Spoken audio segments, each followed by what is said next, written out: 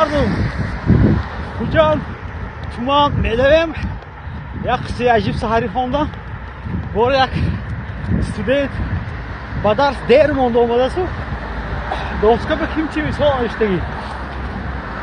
گرفته است میسال در درس حال کنتامیز است خونش رفته است موبایل میپرسته حال کرده است هم درس گفته است معلم انا میسال وظیفه خانگی حال کرده معلم گفته است چی خیل تو چیکار کردی؟ گفته است معلم میسال حال کردم معلم گفته است که اوی میسال دوامی 100 ساله ها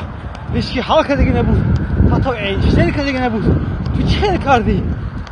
بس استودنت گفته است او هیچکی به من نگفت که حل نمیشود من فکر کردم که حل نشود ولی همه مشکلات حلش داشته است اگر کسی به شما گوید یا خودتان گوید که نمیتوانید باور نکنید میتوانید دوستا برو